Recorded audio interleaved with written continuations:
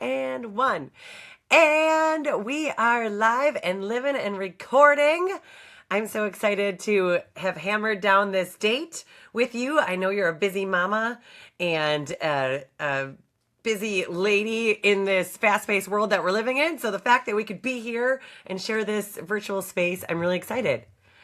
Welcome, Miss Tina, to Thank you. Sunshine and Bubbles High Vibe Tribe, as you are always a part of it. Thanks for being Thank here you. today. It's good to be with you too. Like you said, I know you're very much equally as busy, so it's good to find a time to talk. Yeah, it is. And I know that you're a new mama. Yeah. So you're like, hold on, I got to work around nap schedules. We got to make sure the honey's home. I get it. How old is your baby? Colton is, well, he's now like 18, 19 months, so he's Okay. like fully into like toddler era now. And so it's great though, right? Like, because they're just learning. Their little personalities are just coming out, and they're really exploring the world and discovering like everything. So it's super exciting. Like 18 months old, I'm loving it. Like, it's a little stressful at times, but it's great. It's totally great.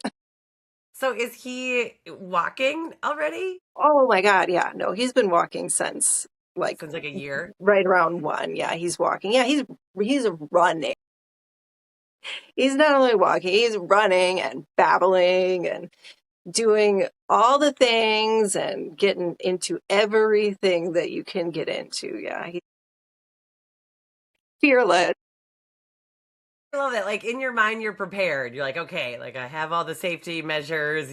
No way. But then they get into stuff that you didn't even like. You couldn't even foresee that. Didn't even register that you could get into that. No, yeah. Because he is your one and only, right? So this is like your He, first yeah. go Yeah, at it's it. my first everything with him. Yeah, so I was, yes, totally unprepared. You can do all the preparing in your mind, but until, baby is right in front of you, there's truly no preparing. No, and there's no rhyme to the reason. There's no right or wrong. I feel like just giving yourself a lot of grace in this space because Yeah, we're new, right? We're yeah. learning. That's hard. It's hard though to give grace yourself the grace, but it is, yeah, it's the best the best thing you can do. That really is, but that comes from experience, though. I Yeah. feel like when I was a new mom, no way. I thought I had to have it all together, and feel like you can read all the books and talk to other people and gather as much knowledge as you can, but it still doesn't apply to the real world No, application. no, it It's like, doesn't. hey, You're totally right. It here, does not. here we are. But it sure does help, right? It takes a tribe. Yes, it does. And I'm actually blessed. I mean, I don't live very close to like my family. Like we have a little bit of a distance, but everybody makes some effort. Like I'll drive, up to you, and then we'll drive down to see them. So I'm lucky that I do have people in my life, because it does make a difference. It definitely does. That is for sure. I feel like even like angels come out of nowhere when you need them, right? Like it's not just like family. Sometimes it's like strangers. Sometimes it's that person just like being like, "Yes, you can. You're doing great." And you're like, "Yes, I needed that. I needed to hear that." Absolutely. Just even getting like simple things like little text messages. Something my sister does that I like, well, my dad does this too, but whenever I see my sister, I'll come home and she'll text me. She's like, "You're a really great mom." And I'm like, I needed to hear that. Thank you. That's all I needed to hear is somebody saying, "Hey, I see you. You're a good mom." And I'm like, "Oh, thank you." Absolutely. That's really special and I feel like it means more than they probably know, Yeah, it right? really does. In Yeah. that moment. Because I feel like we were you mentioned earlier in this fast-paced world where we're just we're as moms we're expected so much, we have so many different roles in today's Yeah. society that it's hard to kind of keep track. So I feel like, and that's where Jesus comes in, right? I know we came on here to talk about the spiritual path and kind of how that relates to alternative healing and the holistic health and kind of the woohoo space. What else do you call it? Yeah, I guess that's my terminology. I just call it the spiritual space, I guess, the spiritual world. Yes, but then you have like Christ consciousness Sure. and which is like spirituality, right? In that path, but then it's like a dual meaning, kind of. Yeah, I think, well, right. I think Christ consciousness has its own little segment under the greater umbrella of spirituality. And I definitely think it's a path that you can choose. And then of course there's some paths in spirituality that I would not choose. But it's all falling under that umbrella of spirituality. So I think it is an important conversation because there is a lot of little roads you can go down under that umbrella. And where do you want to be and how do you want to feel and how do you want to show up in the world and in your work? And it's important. That is true. Yeah, because it's kind of bridging the gap. And I feel like through alternative healing and those different modalities that are out there has brought me, in my personal experience, closer to God. It's almost Yeah. like they're like little tools in my tool belt along the way on how to cope with life. Yeah. So you're a healer at your core, right? I Yes. feel like you've done a lot of work helping other people and in a different kind of way. Can you tell me about that? Yeah, absolutely. So, oh boy, where do I begin? I'm going to start like from the very beginning, if Yes. like that's good for you. So in the very beginning, a meaning and how I got into this spiritual practice, I was really, really young, like early mid 20s, mid late 20s. I don't even know anymore. Mid late 20s, and I was just miserable. I was very unhappy with my life at that point. I don't think I had a super, like, I've always believed in Jesus, right, and God, and that's always kind of been there. But our for me, my attention and my focus was not there at that point in my life, right? Um, my attention and focus is really focused on just getting throughout my day because I was really impacted by a lot of just anxiety. Um, it had a lot to do with the workspace that I was in, and it was just a very toxic workspace, and you never really knew what you were getting into. And whenever I walked into my job, it was very like heavy, full of anxiety. Am I going to get a friend? Am I going to get a foe? Am I going to have my boss breathing down my neck all day? Um, am I going to get yelled at for absolutely no reason, right? And so I'm just trying to figure out how to survive through that workspace. And you come home and you're just thinking about the day, and it never leaves you because I'm building anxiety going to work. I'm anxious all day at work, like my chest hurts. It's so like the anxiety is so heavy. And I come home depressed because all I'm thinking about is work and how terrible it was. And so it was really, yeah, at this like really, really low point, and I was doing anything I could to get through the day. I mean, I came home, I was drinking at night. I was really abusing this anxiety medication that I was prescribed, but I was taking it the completely wrong way and taking way too much of it just to get me through the day. And at some point, I just thought, like, oh, the God, there just has to be something more than this, right? There has to be something more than taking these anxiety medication in air quotes, and again, really abusing them and just hating my life. And the one thing that made me feel somewhat okay was doing a yoga practice. So just finding some time with my body. And so I remember looking at my now husband, who was my boyfriend. I'm like, I think I'm going to be a yoga teacher because I can't keep doing what I'm doing right now. And I was a hairdresser. I'm like, I cannot keep doing this because it's like terrible and awful. And well, he knew that. And he said, okay, well, go do that. So in 2016, I took my yoga teacher training, and I did a lot of healing through that process, right? Just through body movement and mindfulness. And I feel like that process brought me closer to divine in a lot of ways. But during that time, I remember somebody doing Reiki healing on another student. So like we were another student providing somebody healing just kind of in our downtime in yoga teacher training. And I just thought, well, what is that? That sparked my curiosity. So that was really the start, and the first tool in my toolbox was yoga teacher training, and then it just sort of snowballed from there. I took a bunch of Reiki courses, and then I took a bunch of crystal courses, and then courses. I did all these things. Eventually, I got brave enough and confident enough to quit that job. I quit the, again, air quotes, medication, just cold turkey altogether. I stopped, trying to, I quit alcohol then at that point too. So I just quit all the substances that I was relying on in my life, and I just dove into spirituality. And I always feel like God is in my work, and it always has been part of my work. But now I feel like it brings plays an even bigger role in my work, because like I said, I see the spiritual community as a whole, and I've dove deep into it. And I've been helping people. What I guess your question originally was, let me answer that first.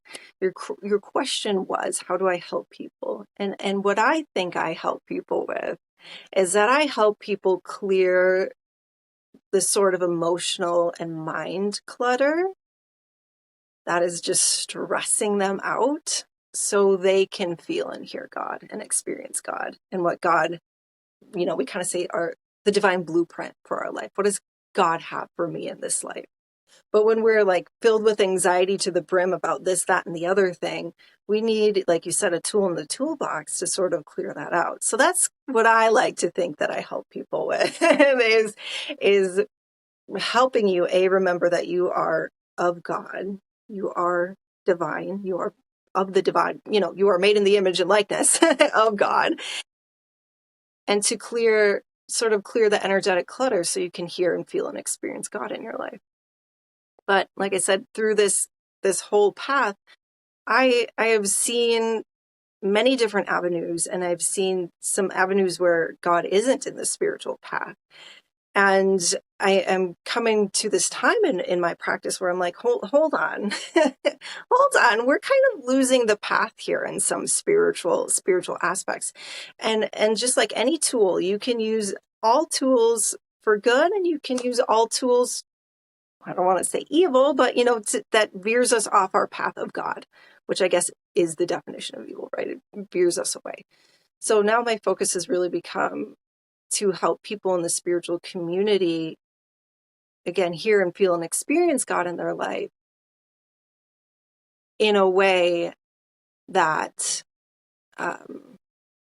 keeps you on that divine blueprint and on that aligned path, and not teasing you away from it. So that is amazing. That was a whole lot I just threw at you. I know. So. Yeah, I feel like I should have been taking notes of like things that like topics that I want to like kind of follow up on. But the first thing that comes to mind is, when you're working with people, are you upfront about the godly intention? Yeah. And you know what? I in the past, I can fully say that I have not been so upfront. Like, I've always felt God in my work, but in the spiritual path, sometimes, and I just made a post about this, sometimes we throw out the word and the term universe, and we'll say, things like calling to the universe to bring in this energy, and the universe has our back, and this and that. And like, no, but wait a minute, that's God. We need to be calling to God to bring in the energy, not the universe. The universe is creation, and God is the creator. And if we're simply calling to creation, who is showing up of all of creation? Like, it is very vague intention. So, and But I understand why the spiritual community does that, because they want to be a little bit all inclusive, right? And they don't want to, some people have been burned by organized religion, and I get that. So the term God is touchy for some people, and some people, right, they just want to be or all inclusive, or they don't have a relationship with God, but they have a relationship with spirituality. So we throw out these super vague terms like universe. And I used to do that, but now I'm like, no, that is one way that we slowly kind of get off track here in our spiritual realm. Suddenly it's not God we're thanking for all the healing, it's the universe we've thanked for all the healing. And again, that is creation, and that is a beautiful thing, right? Creation is beautiful, but it's not the source of divine healing. Creation can create, creation can have the capacity to heal. But if I can go straight to the source and straight to the creator, why not? Right? Like, that is the best source. So I've not always been so upfront, because I think I have been a little bit fearful in the past to be like, this is from God creator, right? Because I didn't want to offend somebody by saying that. I realize that is just not that's sort of teasing off the path. Truly, all this healing does come from God. So now I am upfront about it. Like, I will say God creator. Like, I will use the term God. If you prefer the word creator, that's fine too. But I am I'm upfront now that, like, this God is the source of this healing, and it is not me. It is not the universe, right? I see that in the spiritual community a lot, where we end at the end of the day, and I'm really not trying to throw the whole community under the bus or anybody specifically, but I see people glorifying themselves and their healing, and not God and what God has done through you. Yes, I think as your relationship grows stronger, as my relationship grows stronger with God and Jesus, the confidence grows stronger to use his name, to speak his name. Are you finding that to be true? Like, in terms of like Bible study, or like, what does your practice look like in strengthening your relationship with God? Yeah, yes. The more, I guess it's practice, just like anything you practice, right? The more you do it, the more you're like, okay, like, you're just more willing to be out there. And it's a little bit funny too. I'll answer your question in a second, because it brings me right back to the beginning of, like, my spiritual practice, when people come to me and they're like, I'm afraid to tell people I do Reiki, because people will say, like, it is not of God or something, which, again, I don't agree with that, obviously. Or, they're afraid to come out as woo to their family. And then I'm kind of like, I was almost afraid to come out as Christian to the woo people, right? But the more I'm like, now this is what I believe, and you can't hide that. So I just think it's kind of a funny little, like, full circle moment. But my practice is, well, it looks a little bit different every day, but on the days that I can do this is what I like to do. Typically I wake up, in the morning, and if Colton is sleeping in, which is great, then my practice usually looks like I start the day either reading the Bible, or I've been reading a lot of books by saints, and I find that extremely inspiring as well. Because it's often like this little rabbit hole. Like, I'll read something the saints wrote, and then, they'll reference the Bible, then I'll go read that passage. And, so it's a fun little rabbit hole to go down. But yeah, it usually starts with reading the Bible. And then if I can get in some body movement, again, like yoga, I find body movement is where I really experience God very clearly. And when it's backed up by the word that I just read, and I have a little thing to contemplate or chew on, like a little verse that's in my mind or in my heart, and then I move into the body movement and follow it with that, then I come into the experience of that sort of verse, or the experience or the understanding of the meaning in my personal relationship with God.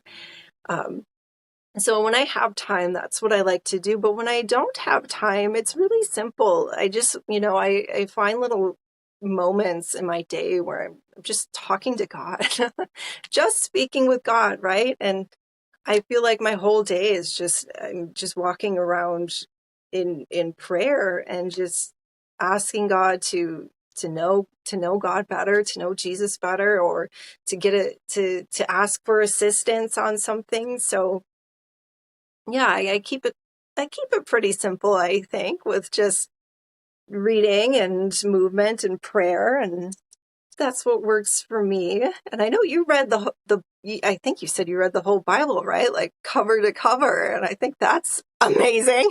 Like what a feat.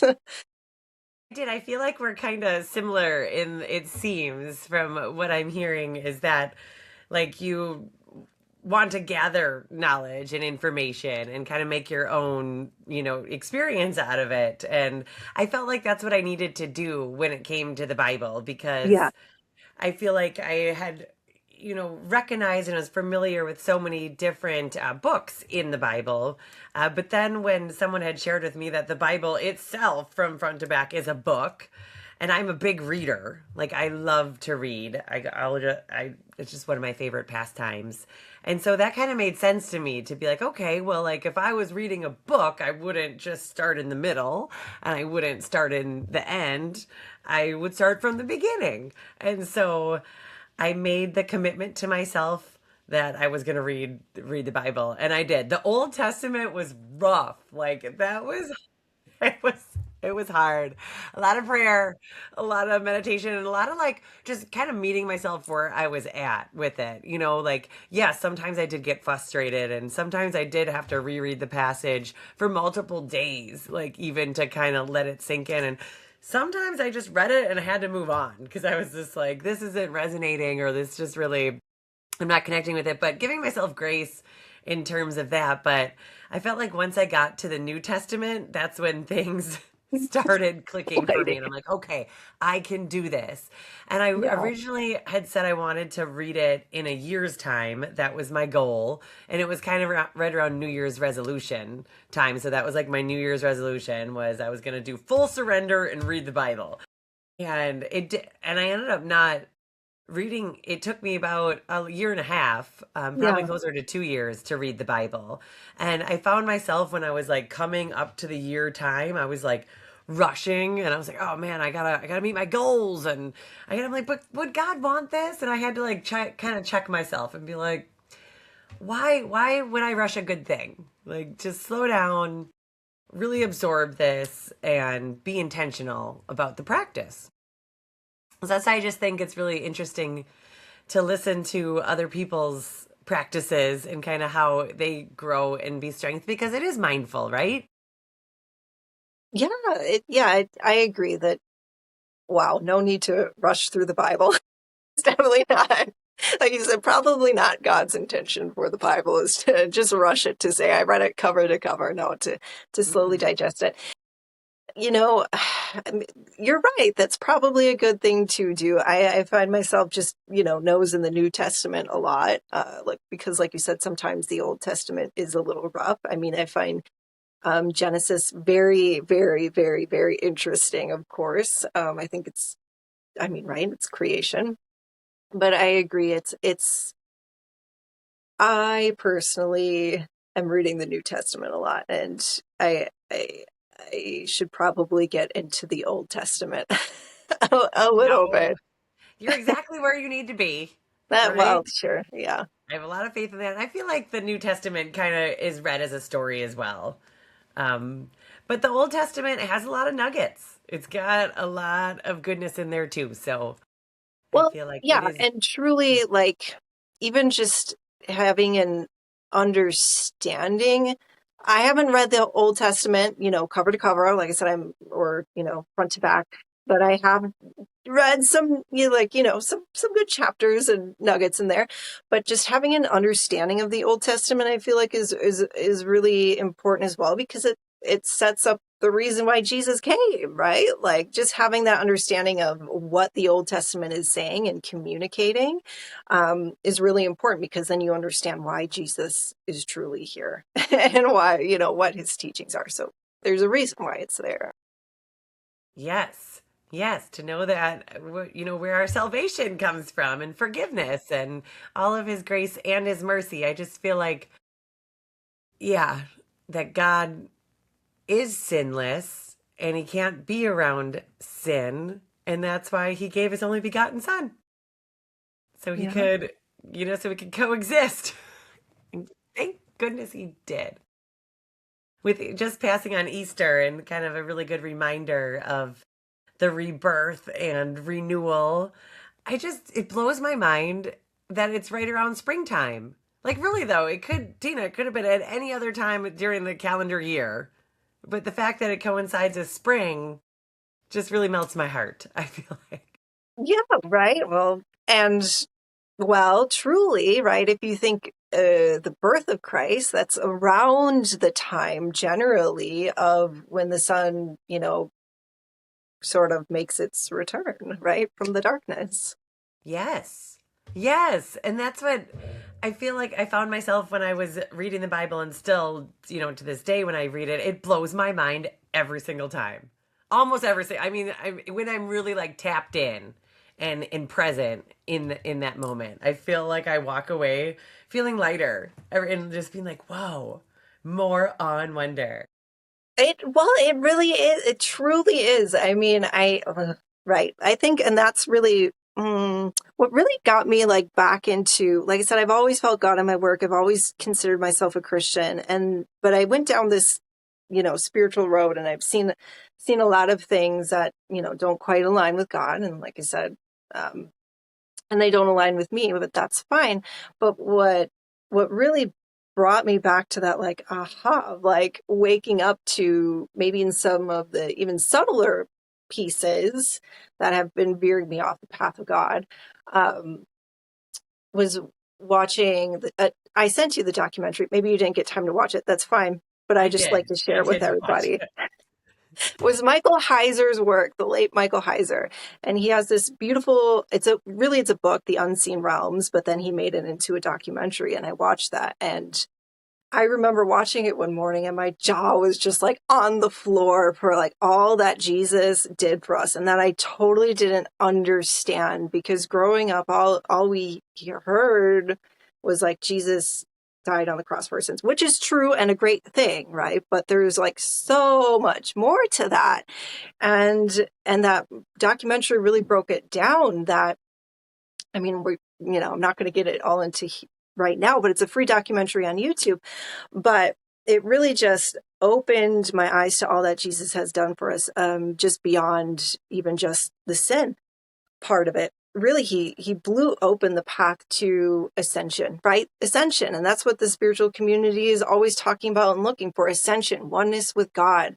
And Jesus came as this perfect, clear answer and guide and way for ascension. And we don't have to overcomplicate it. Jesus is the way, is the path to union with God. And it can be so freaking simple if we allow it to be. And we can be so lit up on that. And it's just right there. And it's been right there. But I think, again, unfortunately, a lot of people have been burned by, some religion, which is unfortunate, but it's always been right there.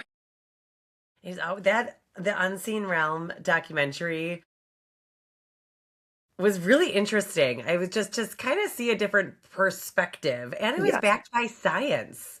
Like, there was places that you could visit this to this day and witness the glory of God. And it really invigorated me to like want to dive deeper into the meanings behind his written word and how that relates to history. It kind of just all bridged the gap, right? I mean, I Yeah. feel like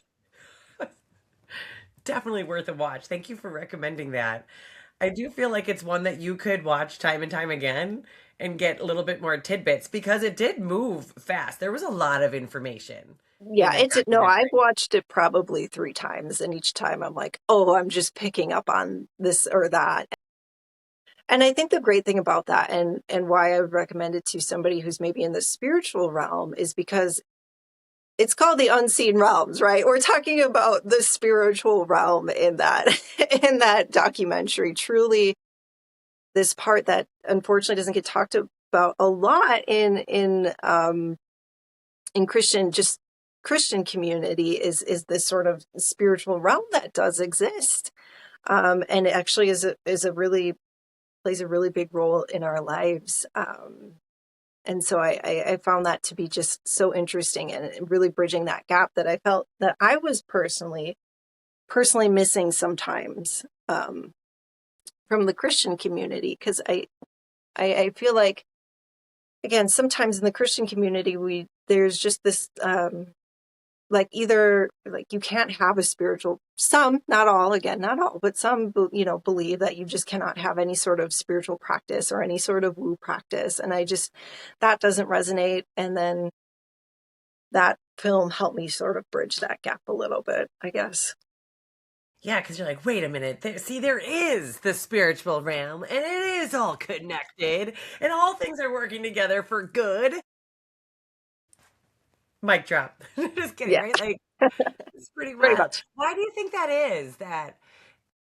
First of all, can you help define like the woo for people that don't know? I just want to put it out there. So, yeah, and I'm sure everybody's definition of like the woo or the spiritual practice might be different, right? But for me, the woo is the understanding that there is a quote spiritual realm, meaning that there, right, not only is there angelics, right? Yes, of course there's angelics, but there's also other spirits around, whether that be spirit guides or, passed on loved ones, or, not everybody believes that there's things like extra dimensionals out there, but I personally do.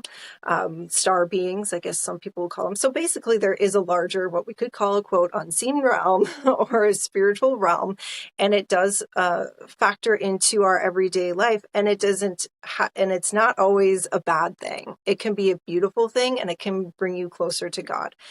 So I don't view the spiritual world as a blanketly bad world. I view it as just a different world. And yeah, some spirits are very, very, very, very bad and deceptive, and then some are very helpful for you and can help bring you closer to your relationship with divine. So there's all of that happening. Basically, that as humans, we're living amongst a lot of energies and a lot of spirit, whether that be the energy of earth and the spirit of earth. Um, the woo is all around us, and it's how we're choosing to interact and live with it, I guess. I don't know, how would you define woo? While you were defining it, I was thinking myself, like, how would I define woo? Yeah, Because a it's kind lot of of hard to times define because it is. it's a really big category, and everything from crystals to, healing, like, so many things can go under that umbrella term. Yeah. So I'm sorry I Yeah. cut you off. How would you define it? I feel, and I don't know why it's labeled as the woo, because I feel like when you think of like woo hoo, like it just kind of seems like babble, like irrelevant, right? Like, oh, that's woo hoo healing. That's like witchery, which kind of dismisses the importance. But I feel like for me, the woo, the spiritual realm, which I feel like a lot in the spiritual realm is energy work. So for me, the woo is the energy. Energy, yeah, right. Let's, like, we can, like, distill it down. I guess I was talking more about the spiritual realms, but yeah, it's just the woo could just be seen as energy, and how the subtle energy, right, that runs through everything. within us. I guess that again could be one umbrella under the woo. But I guess to me, there's a little bit of different, like because to me, spirituality, if that means my relationship with God and divine, like that's what spirituality means to me. But the sort of spiritual, like, world, right? That could be all the tools that either help you to connect you with that connection with God, or disconnect you. Again, just depending on how you use that tool. Yeah. I love how you had touched on earlier of calling what it is. Like, I think a lot of people do dance around it with the source and the divine and creator. But I think, yeah, I feel like the first step in being firm in the foundation of faith is calling it what it is and declaring that, speaking the name of Jesus. That kind of dispels any negative energy that could be that the devil doing his work. And I feel like the devil wants you to be convoluted and not be straightforward and forthcoming with your intentions and your motives and your the what you're choosing to utilize for your own healing. He wants you to be confused and Yes. people not to talk about it. So I feel like to me, I've just gotten to the point of my spirituality of declaring the name of Jesus and being bold about it. Yeah. And and my vibe will attract the tribe. I know there's some people that aren't going to resonate it with, and honestly, it's happened to me, and it does hurt. Where it's just kind of like, oh, like I just don't feel Yeah. like they understand, and then I go down the thought pattern of like, well, why do people fear spirituality or shy away from it or don't want to talk about it? I do really feel like religion needs to be discussed. So Yeah. that's why I'm No, so excited we're having this conversation. I agree. No, I agree. And the dancing around it, and like you said, I understand people want to be inclusive, but it does, like, when, part of the reason why I feel like religion doesn't allow for this spirituality space is right, because they're like almost a little bit of like maybe not gatekeeping isn't the right word, but like, don't even go there because you don't know how to handle it, right? Like, and I don't think that's the right answer, but I do think you have to be aware that, again, not all spirits that you come in contact, like you said, not all spirits that you come in contact with are going to be for your greatest and highest good. They're not going to be in alignment with God. They're not going to be in alignment with Jesus. And it's deceptive. And a lot of people say, well, I can feel the difference. And maybe you can, and you still have to be a little bit leery. Like, let's be honest, we're humans and we've chosen to forget a lot of what's happening on the spiritual side of things. And to just say, you know what, I think I'll be able to feel the difference between a good or a bad spirit is just silly, because we have chosen to forget. And we need a huge level of discernment when we are working in the spiritual realm, because you are right. It is deceptive. It is slowly teasing you away from God. So to just say, well, I think I might be able to feel the difference between a good spirit and a bad spirit is just silliness. Um, and I like to say spirits can have agendas. That doesn't necessarily make some, like, just because humans have agendas, right? Most humans do. And to say they don't is, again, silly. But humans have agendas. That doesn't necessarily make the person bad either. But do I want to hang out with them and that agenda? Same with spirits. They might not be like sent straight from the devil to, like, get you to practice a certain practice. But that spirit might just have its own agenda, and it's not God, right? So we just have to think about that. Does that kind of make sense, that like spirit has an agenda and it might just not be of your greatest and highest good, and it might not feel like evil, right? Yeah, I think that But totally makes sense. you're right though. When you said like just proclaiming the name of Jesus, that is like the simplest self-protection that you can do that is wildly effective. Just proclaiming the name of Jesus Christ. When I was kind of going through this like reawakening for Jesus, I said, Jesus, take all the false light away from me. And that was my prayer for 2 weeks. Take it away from me. Like just whatever is not in alignment with what God and God has planned for me, take it away. And even after 8, I don't know, 7 years of doing this, I felt a lot of spirits move away from me. A lot of them. My spiritual space became really, really small. And I was like, my goodness. Like, I thought I had developed some pretty good discernment at this point. But even I had spirits move away from me after saying, you know what, Jesus Christ, just move away the false light. So that you're totally right. It is just this most simple, easiest spiritual protection is just say, you know, Jesus, take away the false light, take away, you know, be my protection through this. And that's really what I do. I ask Jesus to come and before bring a protective barrier around all my sessions, that only beings that are in alignment with God and Jesus's mission may come into this practice, and nobody else is welcome. And again, my world has gotten, my spiritual world has gotten a lot smaller because of that, but it has integrity in that.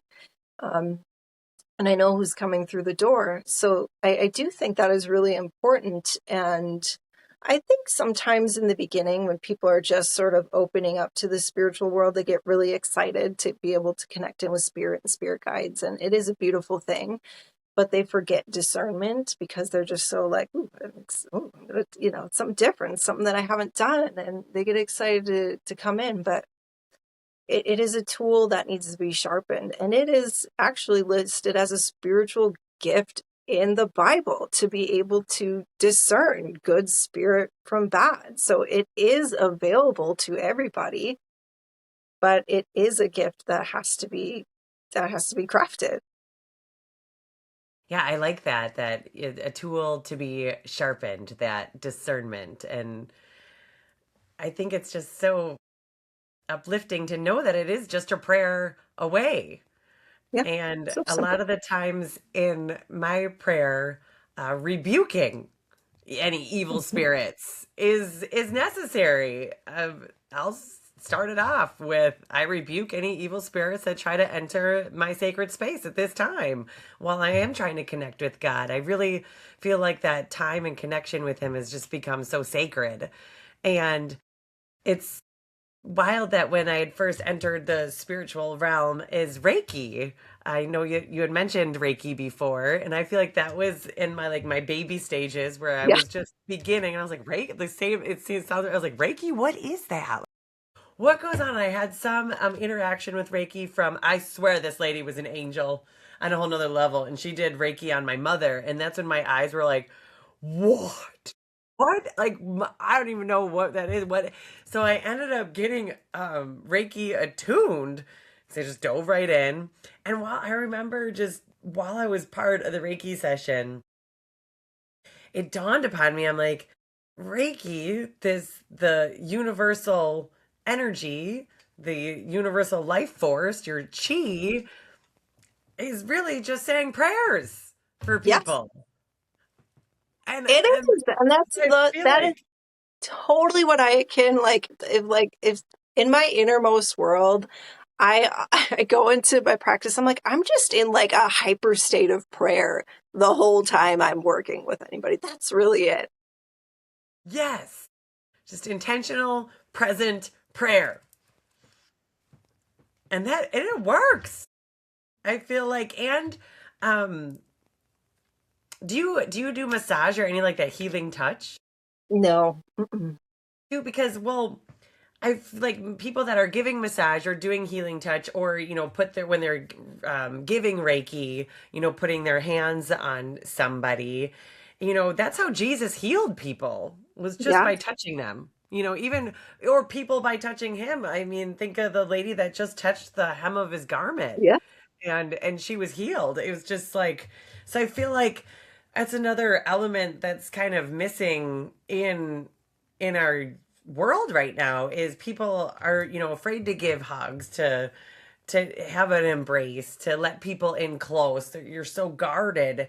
And that's not what Jesus is calling us to do. He's asking us to have a tender heart and an open mind. And I think that's having that open mind is what is still keeping me learning about all the other healing modalities that are out there as tools. Yeah. Yeah. It's Sorry, it interesting. sounded like you were going to say something. No, I was going to ask you about your light language and that. Are you still participating in that at So, all? Or? yes, I am, but it has changed. So, light language, hmm,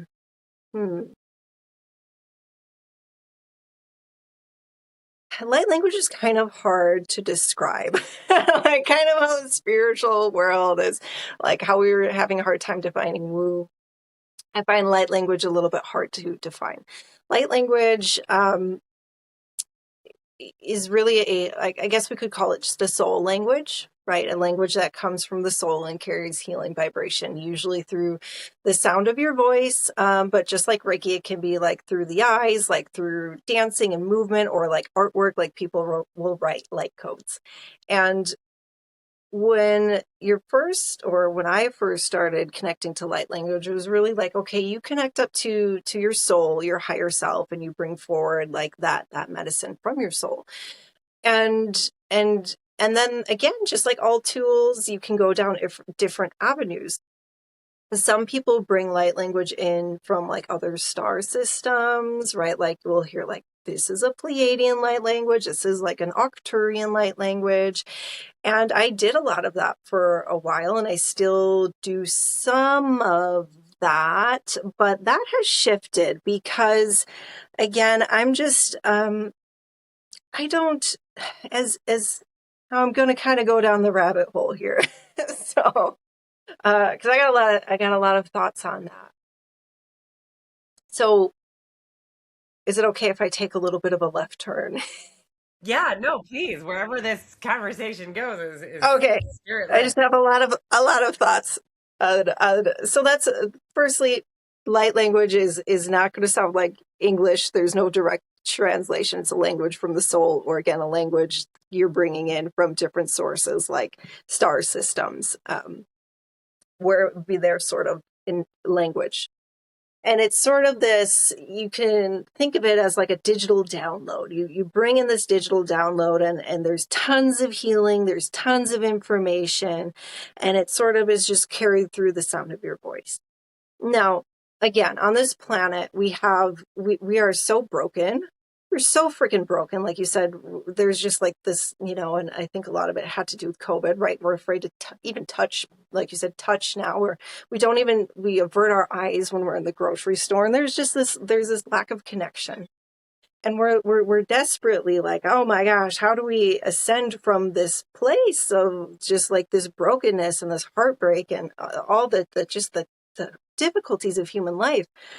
And a lot of light language comes through what we could say is like the star seed community, and that is individuals who believe like their soul originated on other planets, or they've had different lifetimes on other planets. I do believe that still.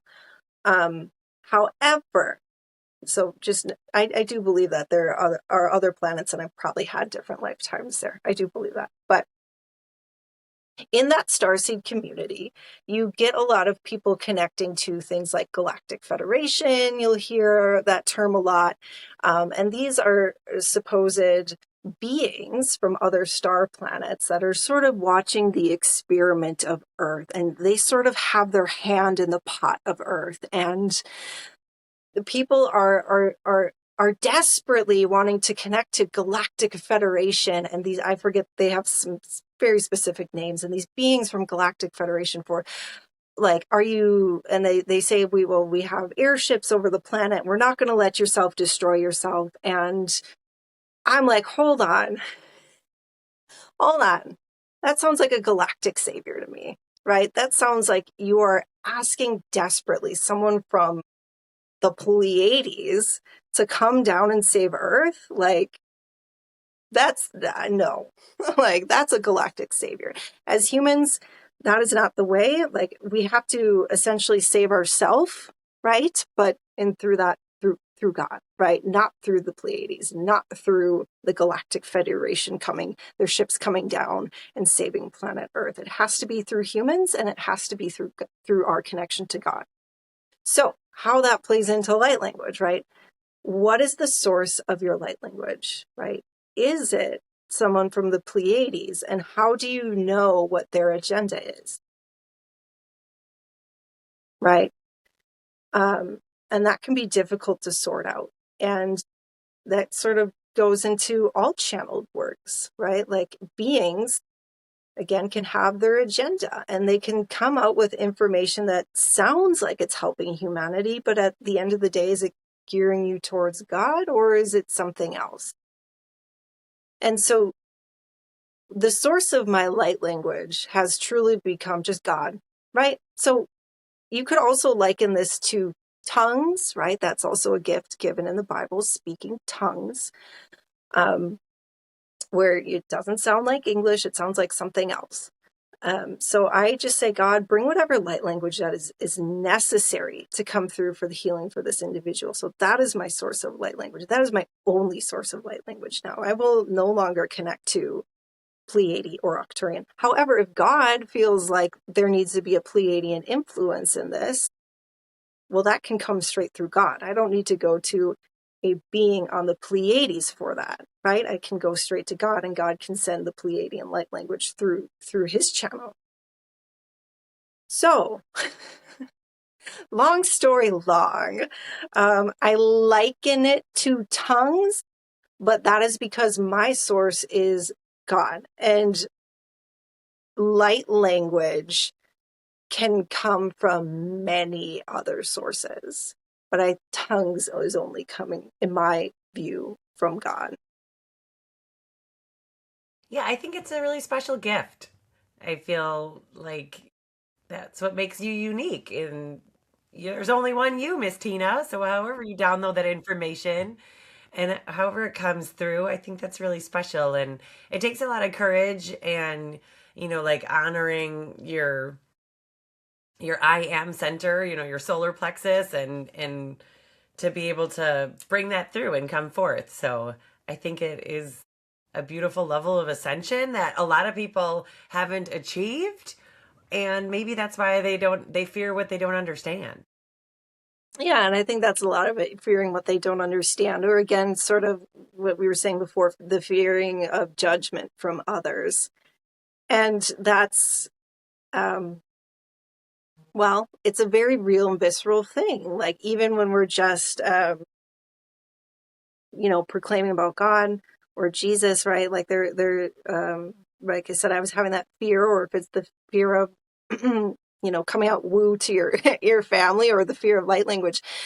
But I think through God, there's a lot of strength to just, this is my path. This is the path God put before me. And it does take strength to move forward in it, but it is what it is. And, even God was rejected by Nazareth, right? Like, I mean, Jesus was rejected by Nazareth, right? There's all these, I think that even in the Gnostic Gospels of Thomas, it was saying like a physician cannot practice in his own town, like a prophet cannot be recognized in their own town. So just because the people closest around you, again, I'm very lucky where I have supportive people, but that shouldn't be your stopping point, right? Like, because if Jesus just stopped because, they said, oh, the people in my own community doesn't believe me, well, how sad would that been? Yeah, absolutely. I think that blows my mind. And that's what I remind myself because I feel like with social media, it's just so everyone's so connected, but yet so disconnected at the Yeah. same time. So I kind of struggle with that a lot with sharing on social media and what I should be sharing or what I shouldn't be sharing, or I don't know. Just it's hard to show up and be vulnerable and be authentic. But I think prayer really helps me along the way, right? Like that's not, I feel like a lot of the times I justify it. I don't know if justify is the right word, but I'm encouraged by that if I'm having these thoughts and feelings, or if I'm telling myself these things, then someone else probably needs to hear it too. And just keep it as simple as that. Yeah, and it is hard to be vulnerable, and I agree with that. Like, I have to try really hard sometimes to be vulnerable. Like, spiritual things, I'm like, whatever, I got it. Like, I'm like, I fear no judgment on that anymore. I'm like way past that point. But when it comes to like really letting people in and showing how like my spirituality like affects my life, that becomes a little bit harder. But I agree with you that just that thought of like if I'm, you know, struggling with this, I'm sure other people are. So I think you're right about that. And it's truly what is needed, especially on social media where everything starts to feel like a lot of same stuff. We really need that authentic voice and that authentic point of view. And well, watching your videos, no one would know. I would never know that you struggle with that. Not ever, right? You always come up and you're like, oh, such an inspiration, like the beam of confidence. Well, thank you. I appreciate it. I feel like you are one of those angels too. And honestly, I think just keep showing up like you have been, and sharing your gifts and shining your light, and whatever that looks like is just really important now more than ever. And I feel like, getting into his word, we're constantly reminded of that, right? Of like, do not be afraid, and be joyful. A lot of the times, I just shared a video today of like, like the source of my joy. And Tina, it took me years to be able to like come forth and say Jesus. Like, and I didn't even realize I was in that space. I'd be like, it's the hemp. It's because of the hemp, or it's because I don't know. I came up with a lot of different funny answers, but a lot of them did not feel in alignment. And then one day I was like, wow, like God is really asking me to share the good news. And this is the best way that he knows how, is just me by being myself, and people asking the source of my joy. And I feel like now just I've arrived, like to be like, and that is Jesus. It's beautiful and I love it. It's taken me a long hard time, but it's because of the spiritual tools. I feel like when I'm holding on to a crystal right now, and it's a crystal with faith, embalmed on it, but I feel like crystals was like one of the big gateways for me in like the woo season of my life, and being like, wow, these things have energy. Like, wow, these, and then you learn about the chakras. Would you think? Do you think that the chakras have a place in your spiritual journey, or? Yeah, oh, for sure, right? So, okay, right? Like you said, like in the beginning of the yoga, the teacher training, the Reiki, right? You learn all about the chakras and, we talk all about that. And my kind of view on them have like is gone a little bit all over the place just through learning so much. But the chakras definitely have a space in my spiritual practice. And I view them now as truly portals within ourselves to tap into different aspects, right? So the best way I could explain that is like if you I see as the sacral chakra, right? Creation, creativity. That is literally your portal to creativity, like literally the divine feeding you creative energy through your sacral chakra. The heart chakra I view as well, the heart and the higher heart chakra, I sort of view as what I call our God spark, the literal gateway to God is through the heart chakra in my mind. Like that is our built-in connection to our straight gateway to God is right there in the heart. Right? Um, right. And the kingdom is within, right? We go within the heart space and we find the divine there. So I view the chakras as portals to the divine, with specific function and purpose for our human experience. Yes. Oh, I really like that, Tina. That is a good nugget.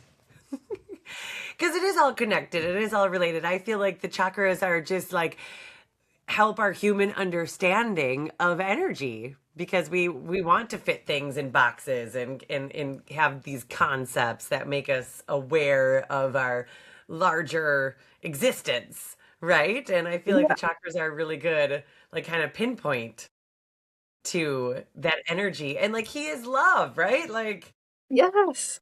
I just feel like coming from that place of love and that heart center while tapping into the Holy Spirit, your crown chakra, accessing that through prayer.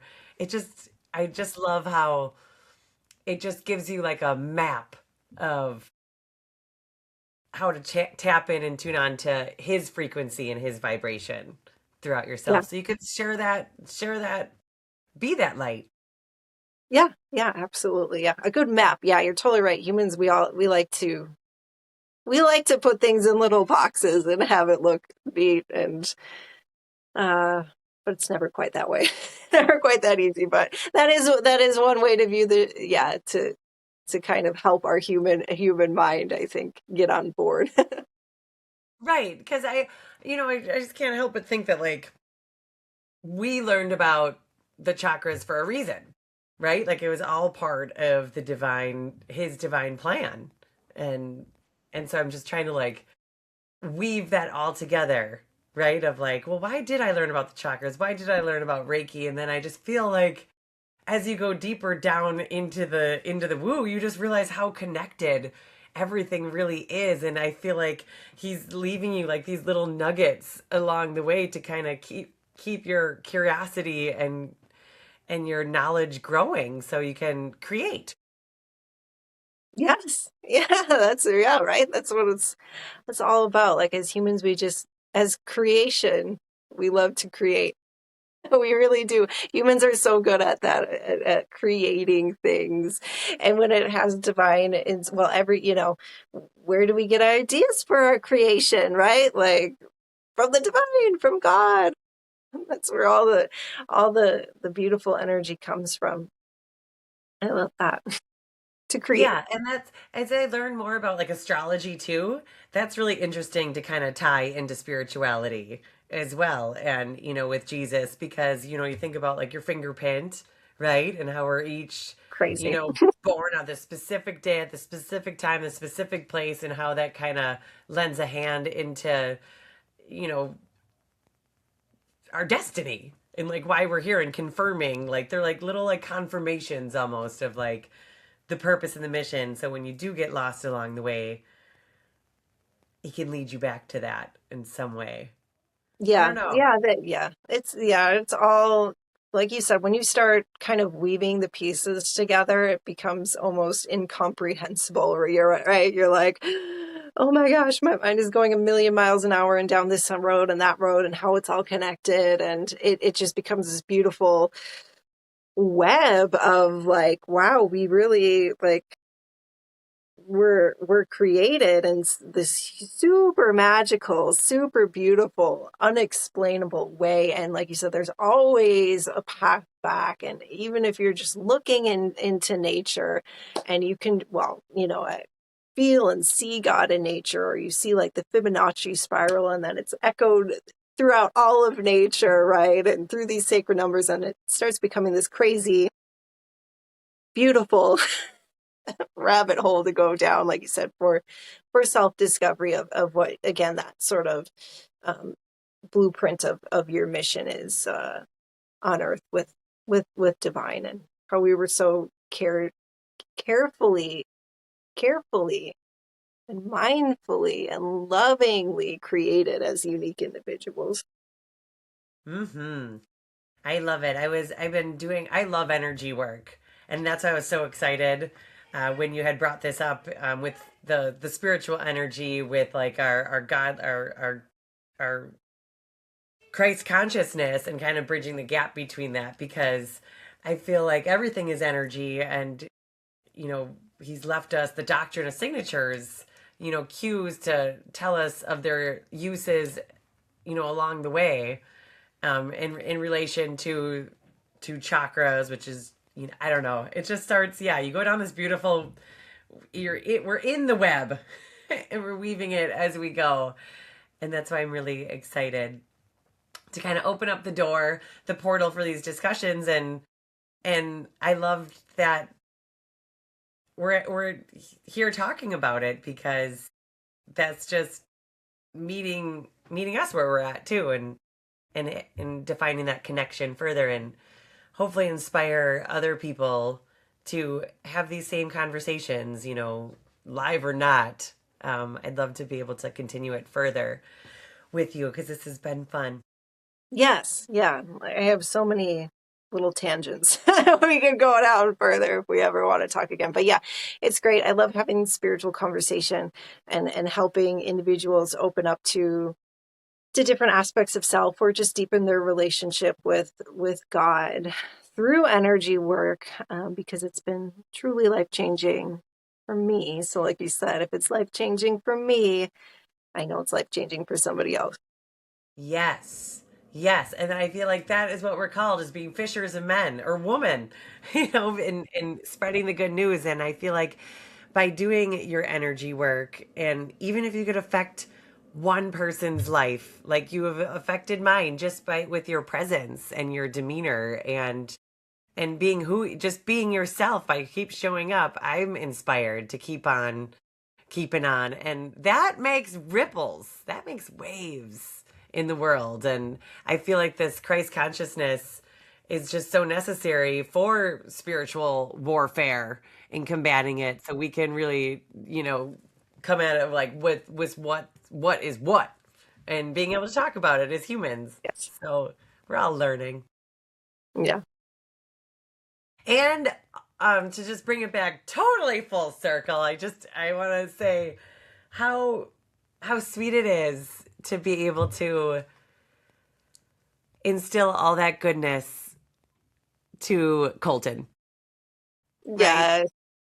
Yes. Like, I feel like a lot of our work has been, breaking the chains from our ancestors and upbringing. And I often think with my kids, if I knew a fraction of what I knew now, and to have this opportunity as mothers to pass that on, Tina, that's what gets me like fired up.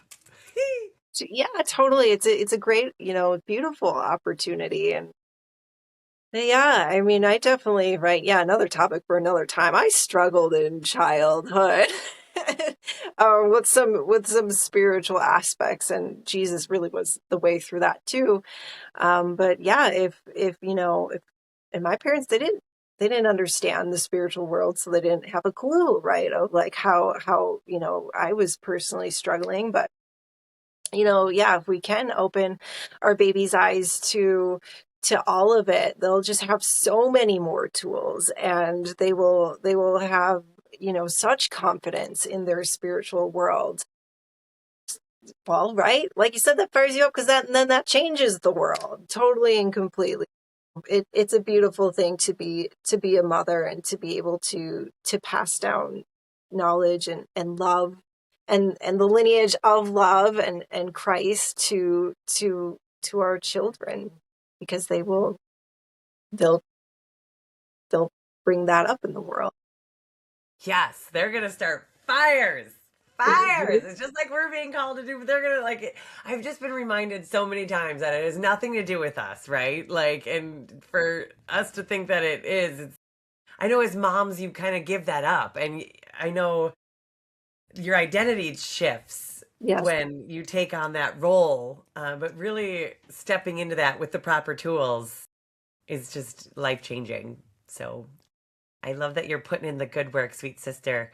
And I like that we had this conversation. And I would love to be able to talk again, and pick this up and talk about, our childhood and upbringing and what that looked like, and how we can spill that into the new world, the new earth. All right. Thank you. It was good to talk to you. All right. I'm going to stop the recording if you want to hang on Yeah. there. Yeah. All right, Miss Tina. All right. Do you want to share your social media on here? or anything else you want to share before I stop the recording? Yeah, sure, of course. So I am Tina Paknovitz. I didn't say my last name. I am Tina Paknovitz. And you can find me on YouTube. I have a lot of healing videos on YouTube at Energetic Healing with Tina B. And on Instagram, Energetic Healing with Tina B. Yes, please go give her, it feels weird saying this, but go give her a follow, a like, a share. If any of this resonated, I know that, we live for the connection. And that's why we're out here doing this. So we can connect with other people because that's really what it's all about. Set in the love. Well, thanks for coming on, sweet Tina. I'm going to stop the recording and then we can say bye, okay? Okay, sounds good. Much love. Okay. And I think